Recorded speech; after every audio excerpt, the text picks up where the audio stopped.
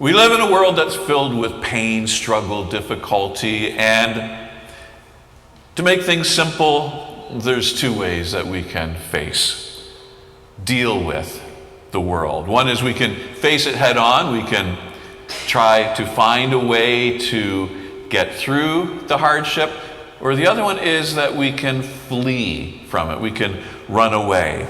But one approach is to embrace the reality that the world is a challenge in our lives, or the other one is to seek some way of escaping. And there are many ways to do that. On the escaping side of things, there's two ways of escaping, if you'll allow me to keep it simple.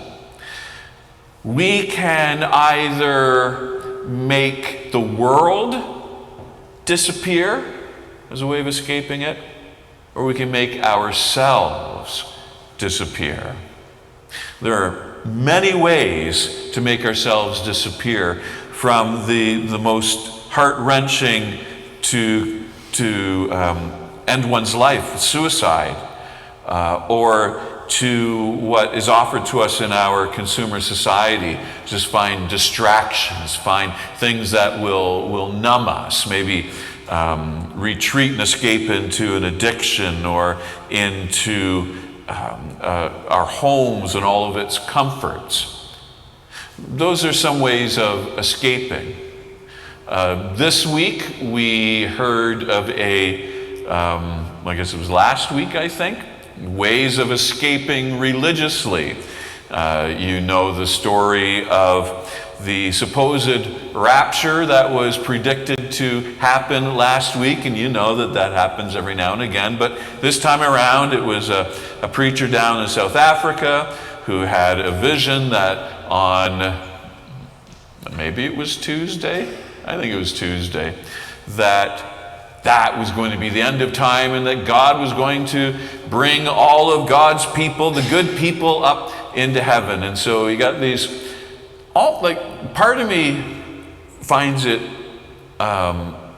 entertaining, but at the heart of it, it's just so sad. Seeing videos of people who looking for ways to escape the hardship of this world, who spent, I think, a couple days just out in the wilderness so that they wouldn't be indoors, so they wouldn't bump their heads while God pulled them up into the heavens, so that they could look up at the heavens expectantly, and then just to imagine what's going on in their hearts as they realized it wasn't happening, and they head back to their lives, where some of them had sold everything they had or quit their jobs.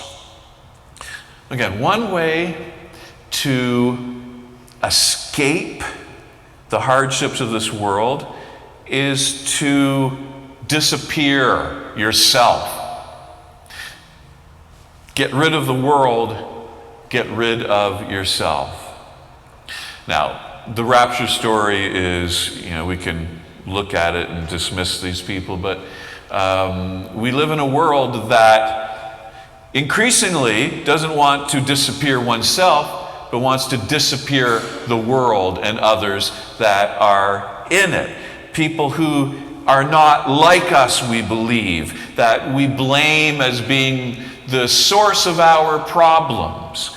Again, it was a few weeks ago that down in the States, ICE came in and they just arrested almost everybody of Korean descent who was in a factory in Georgia. That here's the solution to our troubles: make people disappear, make them go away, and our world will be a better place. These are the people who are the remaining folk kidnapped by Hamas. You go to Gaza, and you have this fight of who's going to make whom disappear, whether it's Hamas making their enemies disappear by kidnapping, or it's the Israeli defense forces just bombing into rubble Gaza just to make it disappear. We live in a world where we believe that the reality of this world, our struggles, its pains, can be solved by either making ourselves disappear or making others disappear. That is not the way to live in this world. So again, I said, one way, other than making the world disappear and escaping, is to embrace it. And our story today about Moses is a story about that approach. Rather than making people disappear, rather than trying to do some end run around the reality of this world, God calls Moses to lead Israel out of Egypt. Now, if you're paying attention right now, you're thinking to yourself, isn't that just another example of escapism? Isn't that just like a positive example of a need to make oneself disappear from hardship? There's a difference, but we'll get to it. Out of the slavery, their cry for help rose up to God. God hears our cries. And God heard their groaning, and God remembered his covenant with Abraham, Isaac, and Jacob. God is able to see us with a future because God knows our past and continues with us either way. And so we read the story, we acted out the story. You know the story. God says to Moses, this is what I want you to do. Lead my people out of slavery. This is a story of liberation, not escapism. Moses tried the escapism. Moses, overwhelmed by the difficulty of imagining his people in slavery, having committed a murder of one of the taskmasters, he escapes into the wilderness, goes to another community, Midian, and he starts his life over there. And this is where you have Moses confronted with the difference. He thinks that he is escaped. But God finds him, and God says, oh no, you're simply exiled. And by exiled, it means you're temporarily free from Egypt. And we're going to bring you back to that hardship. And you're going to be part of liberating these people. Because the only way for liberation to happen is to go through the hardship and find ways to transform the systems, transform the way that the world is so that people can be free. This is a story not about escapism, not about making others disappear or making ourselves invisible. It is about liberation. Who am I that I should go to Pharaoh and bring the Israelites out of Egypt? Even to the last moment of this part of the story, Moses wants escape. God says, this is what I want you to do. And Moses is like, no, I'm too small for this. Like, he wants to crawl back into his escapism. And don't we all? Don't we all, if God asks us to somehow participate in liberation? But God does ask us to participate in liberation. Maybe you're not going to see some burning bush, but let me tell you, if you do see some burning bush in your life, if you do happen to see something that is evidence of God calling you, run the other way. Because God's calling you back into the hardship. Just run the opposite way if you want to stay escaped. Because where God is leading us in our lives isn't to some end run around hardship. Where God is leading us isn't to put our energy into destroying people we're destroying ourselves. God is leading us into something that is profoundly called hope. God leads us into hardship towards liberation through hope. Now here's the thing. When we are young and we haven't had so many experiences of hardship, it's understandable that we don't perceive that God is with us in that hardship. It's understandable that we don't have enough experience to get the sense that in the midst of my trials right now, God is present with me. Because you usually only figure that out in hindsight, in the rearview mirror. That after we go through a hardship and we're able to look back, reflect on what happened, it's then that we see traces of that burning bush. It's then that we see traces that God was with me through that. And then we get older and we have more difficulties and, we don't sense that God is with us.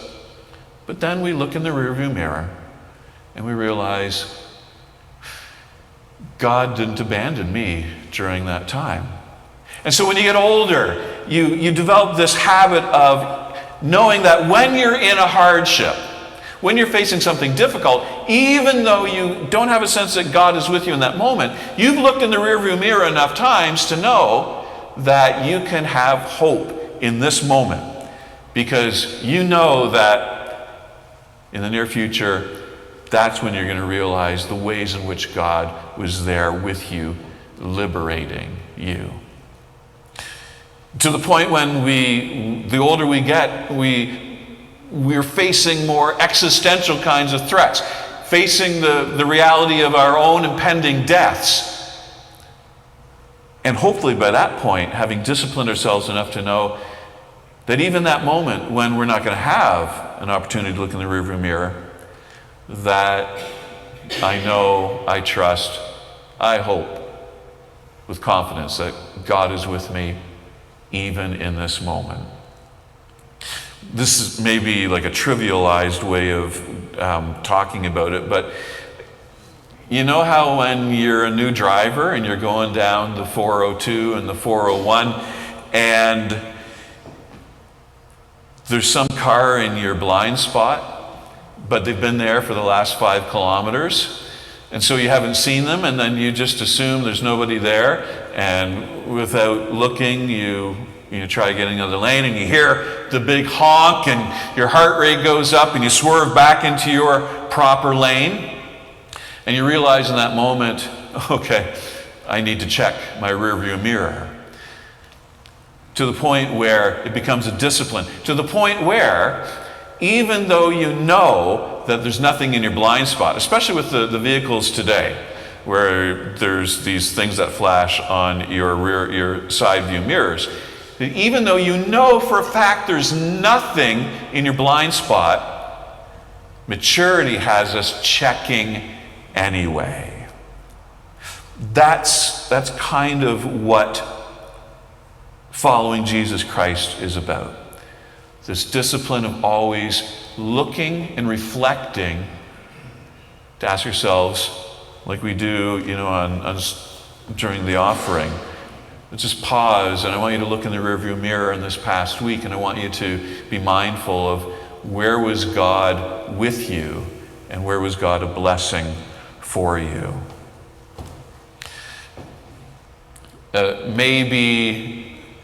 Maybe your grandmother had one of these. I'm looking at some of you, maybe you are the grandmother that has one of these. But my grandmother, Meme Morrison, had that Footprints poem in her apartment in Chatham, her small little 2-bedroom apartment, and there in her little living room where we would, go to visit, she had, a framed poem, Footprints. And if you're not familiar with it, you can look it up afterwards, but the long and the short of the little Footprints poem is that